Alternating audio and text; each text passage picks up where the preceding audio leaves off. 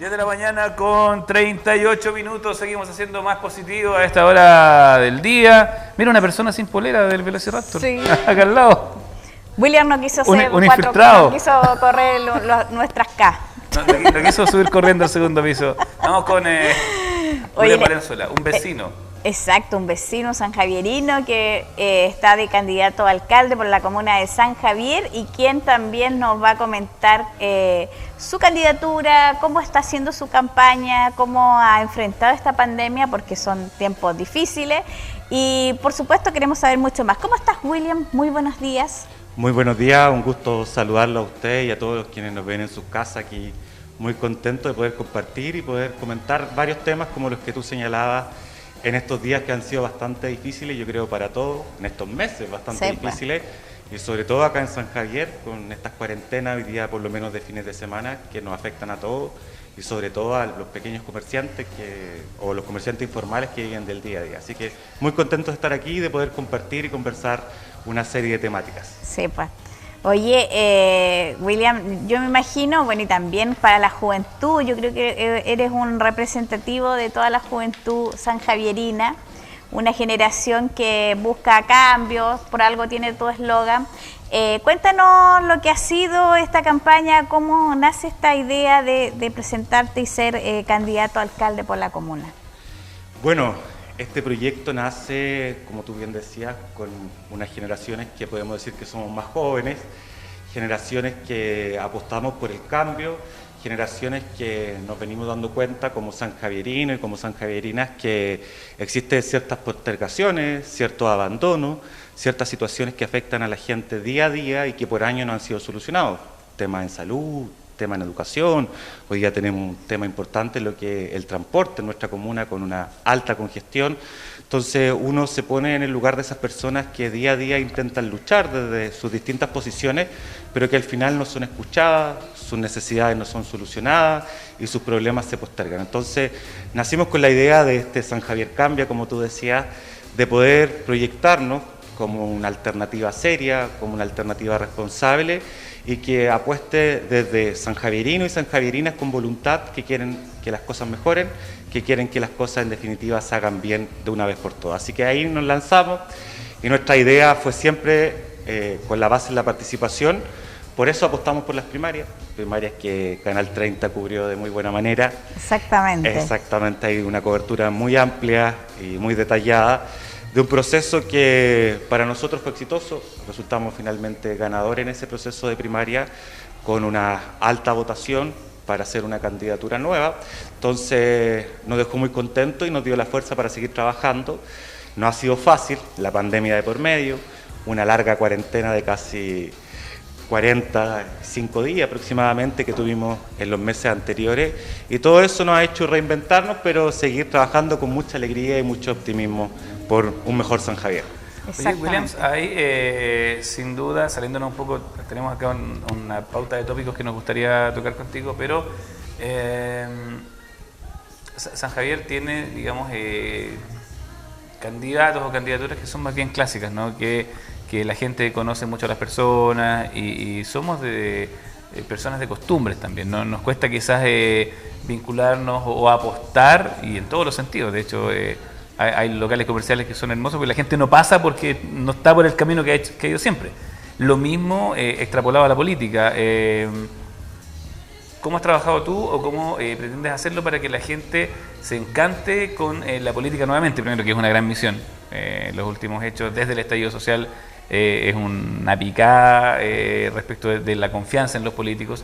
¿Cómo lo ves tú y cómo también abarcas el acercarte a la gente? ¿Cómo te enfocas en comunicar tus ideas a la comunidad para poder, digamos, ser un candidato considerable?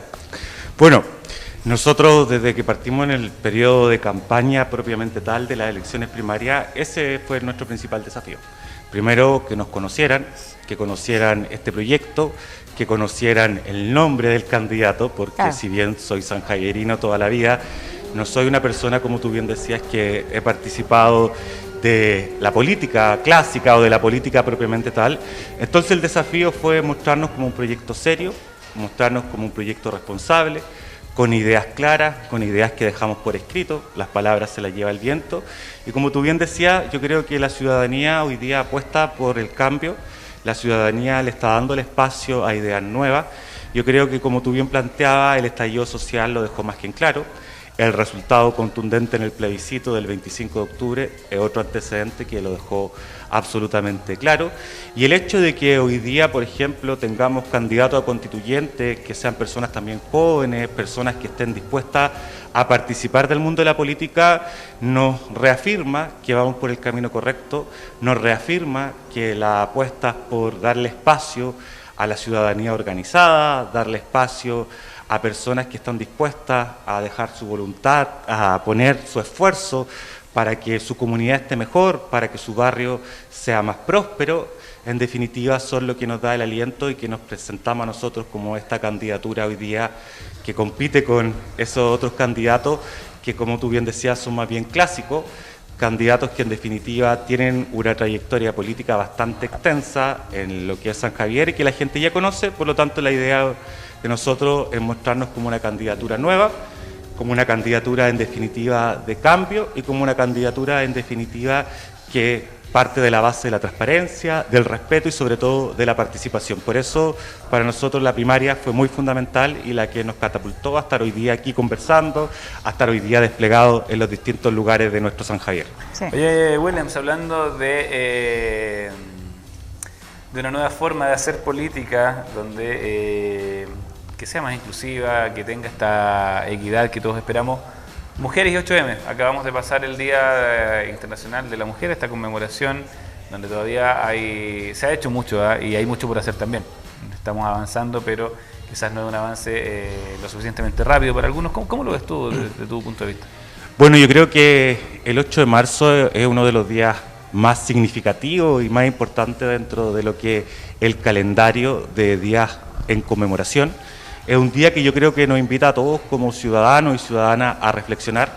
Como tú bien decías, se ha avanzado harto, pero lamentablemente queda mucho por hacer, sobre todo lo que dice en igualdad de derechos, igualdad de oportunidades, participación de la mujer en política, participación de la mujer en la sociedad, participación en el mercado laboral. Lamentablemente, como tú dices, falta mucho por hacer, tenemos brechas de sueldo, tenemos brechas de ocupación de campos directivos, de cargos de alta importancia y también de cargos en la política. Por lo tanto, el 8M nosotros lo vivimos en definitiva como un día para reflexionar y para seguir apoyando la lucha femenina, la lucha de las mujeres en sus causas por recuperar todo ese terreno que han perdido lamentablemente y todo ese terreno que en definitiva la sociedad la ha postergado por años. Así que esperamos que esos derechos se concreten y están dentro de nuestro ideario, están dentro de nuestro ADN, la plena igualdad de derechos y plena igualdad de oportunidades entre toda persona, independiente si es hombre o mujer. En caso de que tú seas elegido alcalde de San Javier, ¿vas a intentar que todo tu equipo de trabajo tenga esa igualdad? O sea, que haya por lo menos un 50-50 para digamos, llevar esto a la práctica. Así es, nuestro compromiso está claramente con la paridad. En primer lugar, yo creo que los cargos directivos hoy día en la comuna de San Javier son mayoritariamente ocupados por hombres, lamentablemente. Creo que la mirada de la mujer profesional, la mujer trabajadora es fundamental, hay que incluirla.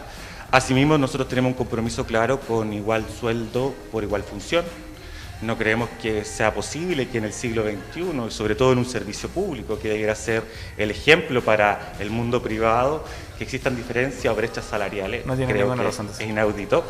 Y asimismo yo creo que hay un compromiso fuerte con la educación en cuanto a evitar conductas de abuso, evitar conductas sexistas y obviamente el repudio absoluto a todo lo que es el machismo y todas esas conductas que en definitiva a lo mejor en el siglo pasado, hace 10 décadas atrás, nosotros no comprendíamos, pero hoy día que dado la fuerte inclusión de la mujer, su discurso por el cambio y por la igualdad, nosotros hoy día comprendemos que ciertas conductas no deben ser toleradas y deben ser repudiadas con mucha fuerza. Oye, William, cuéntanos también un poco, estamos hablando de la mujer, la desigualdad, el 8M y todo, pero también hay algo muy importante que en pandemia creció bastante, los casos de la violencia contra la mujer. que los femicidios y un montón de situaciones que es la gran lucha que queremos las mujeres, por eso se conmemora este día tan importante para poder seguir y también venciendo ese machismo que existe todavía en nuestra sociedad, no tan solo por los hombres, sino que una sociedad machista también como familia, ¿me entiendes tú? Pero sabemos que con la pandemia creció, tú más o menos manejas el porcentaje como abogado, el hecho de la violencia aquí en San Javier. A ver, como tú bien señalabas, lamentablemente, tanto a nivel nacional, regional y sobre todo local, las cifras aumentaron considerablemente. El estrés que produjo los confinamientos, sí, que no justifican absolutamente, exacto, pero todos esos datos, todos esos elementos hicieron que los casos de BIF o de violencia intrafamiliar aumentaran significativamente. Y hace un par de semanas conversábamos con la directora de Cernamec, Servicio Nacional de la Mujer y Equidad de Género, quien nos comentaba que San Javier pasó a ocupar el segundo lugar tras de Talca con las tasas de casos de violencia intrafamiliar. Y eso nos hace pensar que como Estado, como sociedad estamos fallando, y del otro lugar en San Javier hay una oficina que administra el municipio, que en definitiva claramente vemos que no está dando el ancho, porque no están los apoyos, no están las situaciones de prevención y no están sobre todo el seguimiento de los casos para efectos de poder evitar que se repitan, y sobre todo la revictimización de la mujer. Entonces, el aumento de estos casos a nosotros nos preocupa mucho. Yo creo que lamentablemente hay situaciones de hacinamiento en San Javier que hay que solucionar. Lamentablemente hay mucho que educar y también hay mucho que avanzar para proteger a las mujeres y evitar obviamente casos de femicidio y casos de violencia doméstica o casos de violencia en el pololeo, que en definitiva es la cifra macro que nos llevó hoy día en la región del Maule está Talca en primer lugar y en segundo lugar San Javier, que en cantidad de habitantes en relación a otras comunas como Curicó, Linares por ejemplo, nos deja muy mal pie. Oye, pero también tú manejas en el sentido, no que manejes, sino que tienes dentro de tu promesa de campaña el poder trabajar con la mujer, tener alguna quizá una unidad que solamente se dedique a esto, a poder solucionar, ayudar, apoyar a las mujeres. Así es, nosotros tenemos dentro de uno de los capítulos apartados de nuestro programa de gobierno comunal 2021-2024, dedicado a las mujeres y que abarca distintos factores, pero yendo al punto del cual abordábamos, que es esencial, obviamente se debe crear una oficina propiamente tal, no con recursos traspasados, sino que del propio municipio, que en definitiva se dedique a lo que es la mujer y su protección, que se dedique a seguir judicialmente los casos de violencia y también no solamente el apoyo judicial, que es fundamental en estos casos, pero también hay apoyo psicológico, hay apoyo social, apoyo en definitiva en proteger de manera integral a la mujer que es fruto o que en el fondo es víctima de una situación de violencia. Y también la educación y también otras líneas que apuntan obviamente a fortalecer, como te decía, el rol, la labor y sobre todo la protección que merecen las mujeres, que lamentablemente, como te decía, estamos en el siglo XXI, pero las tasas aumentan, las situaciones de discriminación siguen patentes, las situaciones en definitiva donde una mujer denuncia un caso de acoso u otra situación más grave, donde la sociedad no les cree y que en definitiva eso no debiera estar pasando en la época que vivimos. Siempre hay que estar del lado de la víctima en estos casos porque es la que sufre por años y a veces logra tener el coraje de denunciar y la sociedad no le da una respuesta. Exactamente. Hay harto que trabajar sí, en una nueva visión de cómo debiese funcionar una comuna de cara a un nuevo país también. Esto es como en la familia, ¿no? Para poder cambiar un país quizás es más fácil partir de pequeños gobiernos como los gobiernos comunales, ¿cierto? Y de esa forma ir generando redes de cambio a nivel nacional. Hablamos de la mujer, pero también hay un tema de discriminación, sobre todo en las regiones más rurales, que tiene que ver con la diversidad sexual. ¿Cómo lo ves tú en tu proyecto? ¿Y qué tan inclusivo o qué tan posible es que, por ejemplo, en un municipio trabaje una persona trans? En cualquier trabajo, digamos, para lo que esté capacitado o haya estudiado, independiente de su género o su condición sexual. Así es, yo estoy absolutamente a favor de la inclusión. Creo que nadie puede ser discriminado por orientación sexual, por su identidad de género. Creo que son elementos conceptuales que nosotros hemos venido tomando, hemos venido haciendo propios como sociedad, y si bien nos falta mucho, porque en esos casos, sobre todo las personas trans, son muy discriminadas o son muy postergadas, sus oportunidades laborales son casi mínimas, las tasas de suicidio de las personas trans son muy altas. Yo creo, no tengo ningún problema, soy absolutamente abierto y siempre he apoyado lo que es la inclusión. Creo que estamos en Chile muy retrasados, estoy a favor del matrimonio igualitario, estoy a favor de la adopción homoparental, y creo que ninguna persona, en este caso por su autodeterminación, por ejemplo una persona trans mayor de 18 años, qué bueno que hoy día se pueda cambiar su sexo registral y su nombre registral, que eran elementos que antes lo hacían en definitiva situaciones de burla o situaciones de ir a un trabajo y presentarse con una cédula. Era una vergüenza constante. Exacto, presentarse con una cédula que no coincidía la apariencia que él quería expresar libremente o que ella quería expresar libremente, en definitiva con lo que señalaba su sexo registral. Así que yo creo que no tendría ningún problema en que en el municipio hubieran personas que trabajaran en el tema de diversidad. Creo que se debe potenciar, sobre todo en las primeras infancias. Yo creo que, como tú decías, si queremos cambiar Chile, a lo mejor la oportunidad está en los municipios. Si queremos cambiar la sociedad... Yo creo que va desde ahí, es como desde la familia. Exacto, no... desde la semilla... ¿O será que la comuna,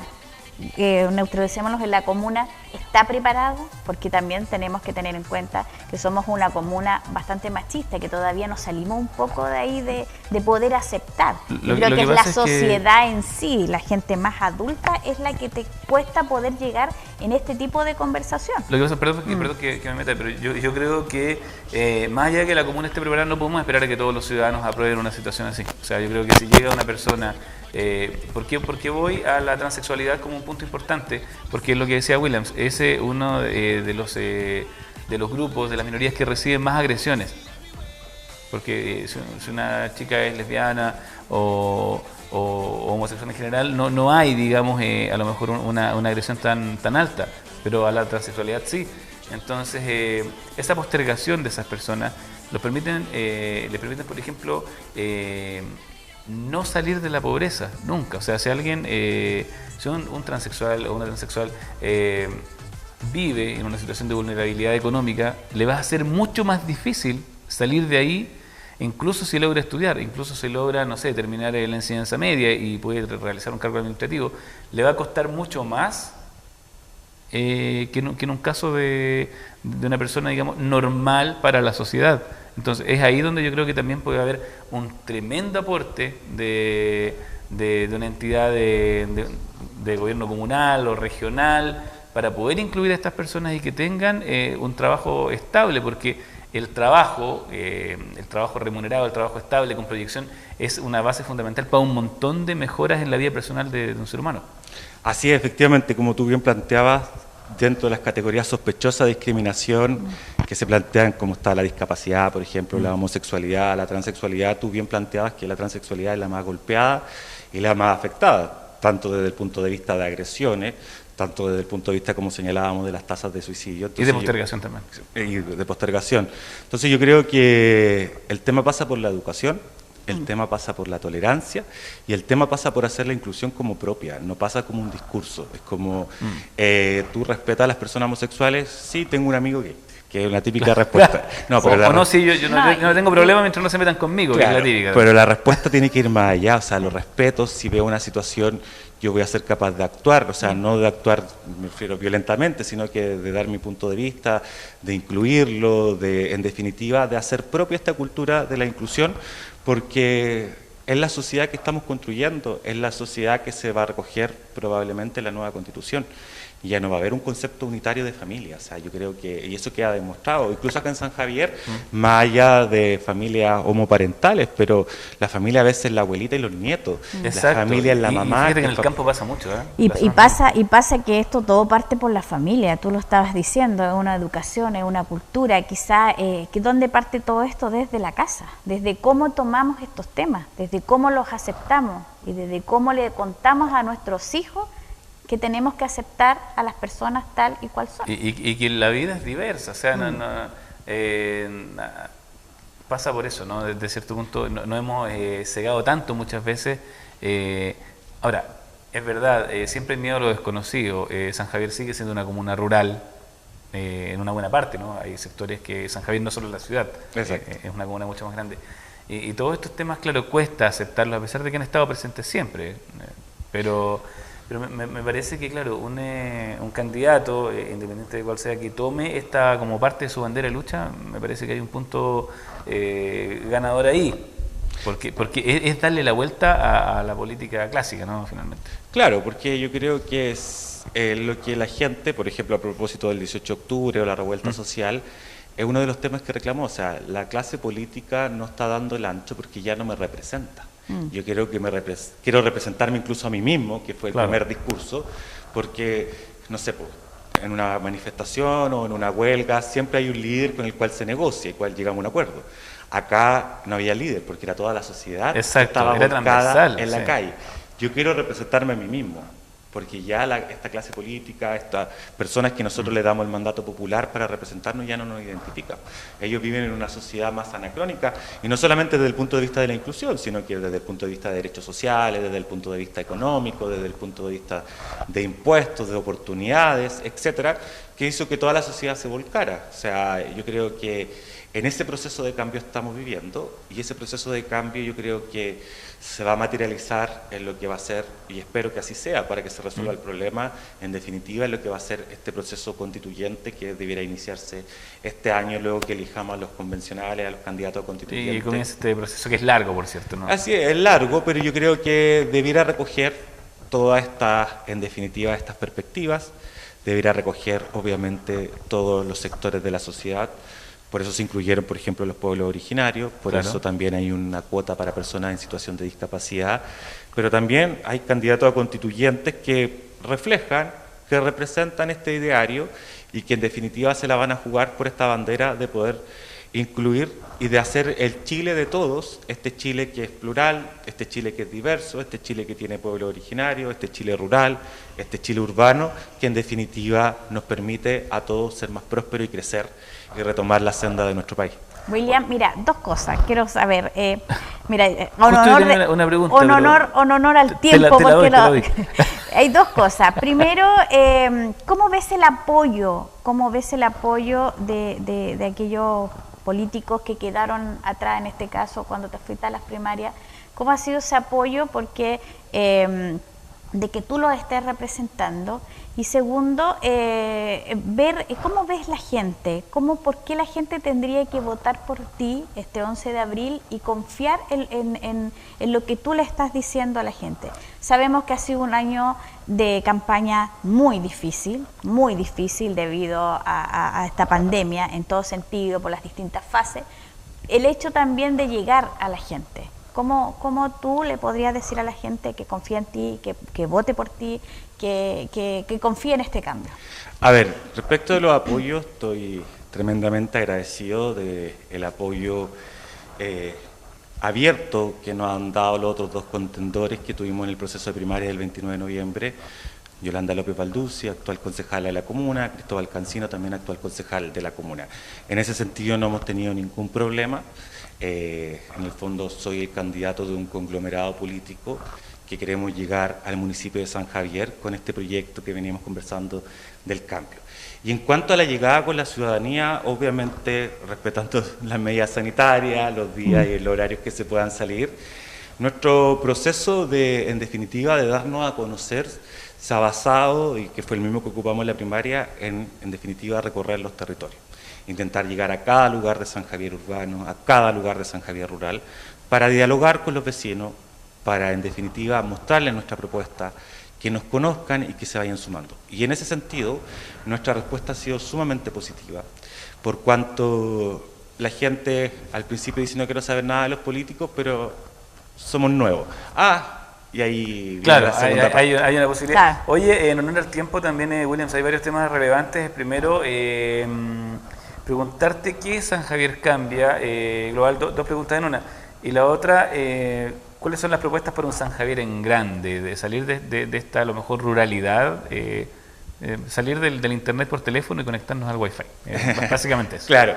Mira, el San Javier cambia, como te digo, nace como un movimiento político y social. Somos un grupo ya bastante grande de sanjavierinos y sanjavierinas, de distintas edades, de distintas ocupaciones, que en definitiva de sus distintos lugares quieren aportar, como decíamos al principio, a construir una mejor comuna, a construir una comuna donde las cosas se hagan, a salir del letargo de los últimos 24 años de administración comunal, a poder en definitiva crecer como San Javier, a poder que los servicios que nosotros gozamos en el San Javier urbano lleguen a cada rincón de San Javier rural.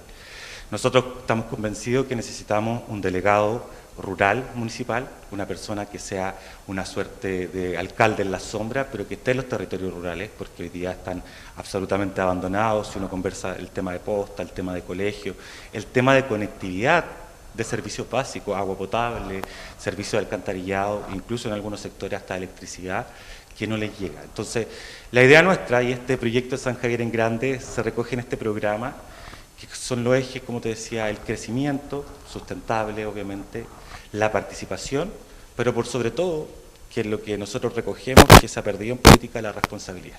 Poner la cara cuando nos equivoquemos y también asumir los costos de las decisiones con absoluta transparencia. Oye, dos puntos más, estamos carrera de caballos, porque ya nos queda muy poco tiempo. Son hartos tópicos los que hay que abordar y nos gustaría quedarnos con respuesta para todos ellos. En materia de salud y educación, 2 puntos importantísimos para una comuna. Sin salud no hacemos nada y sin educación... Claro. Así es, yo creo que salud es el tema que más recurrente, dado en definitiva que tenemos nuestro centro de atención primaria de salud está colapsado, se construyó en una época para una cobertura que hoy día claramente cambió. Se comprometió otro CEFAM ahora. Exacto, y eso es una respuesta en el fondo que se necesita, pero también no tiene un centro de salud primaria de urgencia, puede ocupar la misma infraestructura del CEFAM. El CEFAM no tiene una ambulancia disponible. Sectores rurales que no hay ambulancia, por ejemplo en Iribilo, que es el sector más lejano hacia el poniente de nuestra comuna. Y en educación yo creo que todo se basa en fortalecer nuestra educación pública municipal, pero ahí partimos de la base y solamente quiero hacer el punto que es necesario una auditoría. Son cientos y miles de millones de pesos que están en juego hoy día y que a veces no se saben su destino. Así que eso es como por ser bastante agudo y por marcar ahí el punto en esa temática. Ningún problema. Último punto, caso luminarias. Bueno, es un caso que está abierto. Y se está harta sombra bajo las luminarias. Exacto.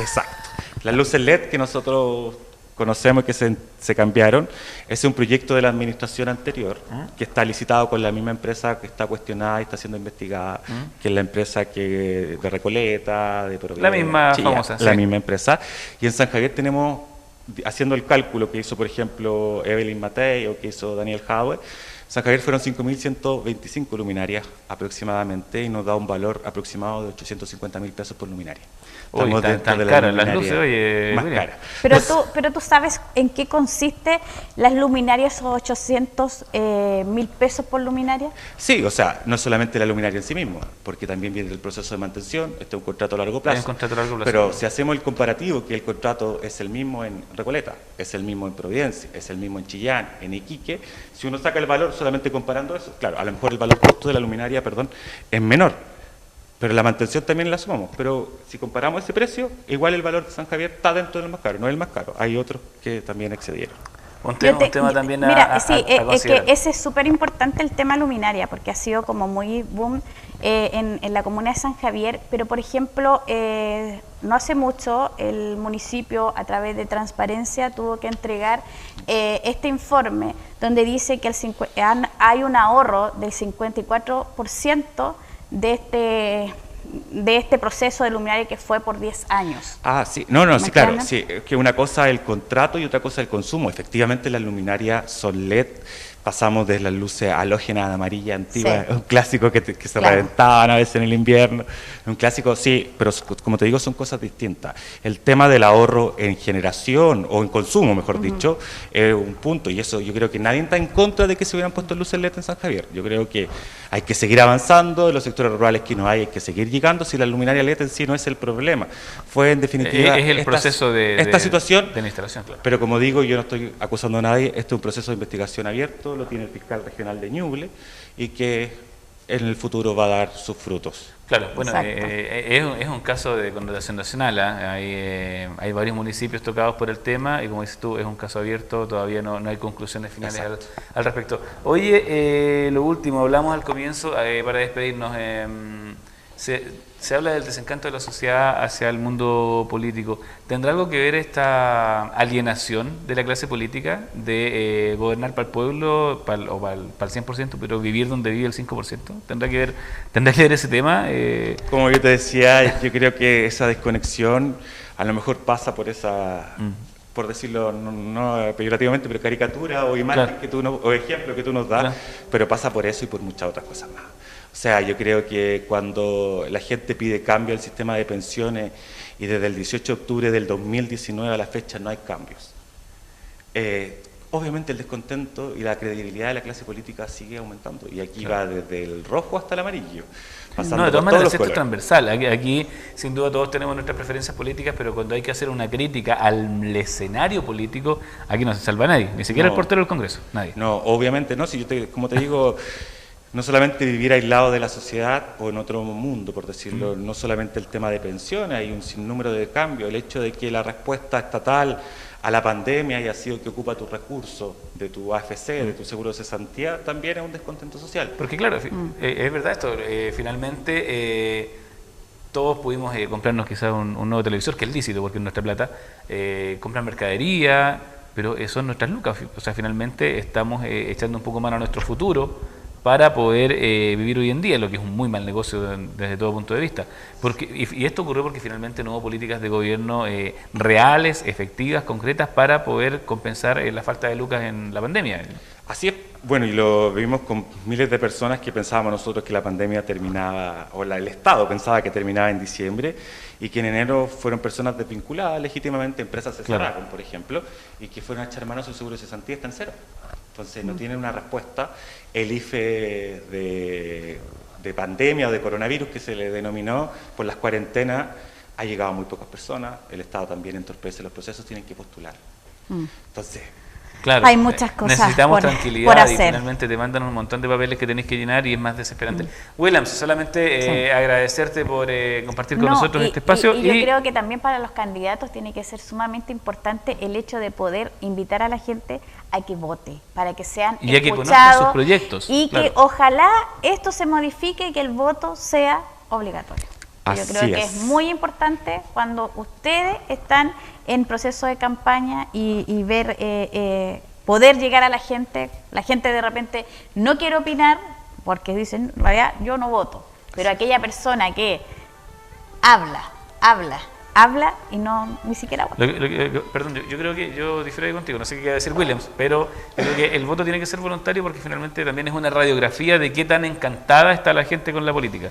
El voto obligatorio te obliga a hacer algo que tú no querías hacer y finalmente le estás dando voto y valor a alguien que no te representa porque estás obligado. No, porque estáis representando también porque tenéis que hacerte escuchar. Yo creo que la gran parte de las personas que de repente no están conformes son esas mismas personas que ni siquiera votan. Williams, la raya para la suma. Raya para la suma. La invitación, como decía Katy, 100% a que participen. Sí. Se viene un proceso electoral bastante complejo, pero bastante importante. Yo creo que tanto los gobiernos locales, el gobierno regional, como los constituyentes son fundamentales para el devenir de la sociedad. Así que a votar, a participar, y yo también soy partidario del voto obligatorio, porque creo que votar nulo o blanco también se puede recoger de esa manera ese descontento. Es una opinión para conversar, pero tenemos voto voluntario. Me sumo, vayan a votar, vayan a participar. Exactamente. Sí, gracias, William. El llamado sin duda es a participar, de todas maneras. Exactamente. Muchas gracias, William, que te vaya súper bien. Y vamos, bueno, nuestro matinal están abiertas las puertas para que tú y todas las personas quieran también opinar y expresar para un San Javier mejor. Eso es lo que todos queremos. Muchas gracias, buenos días. Dale, Williams. Oye, vamos a la música. Armando Manzanero a esta hora de la mañana.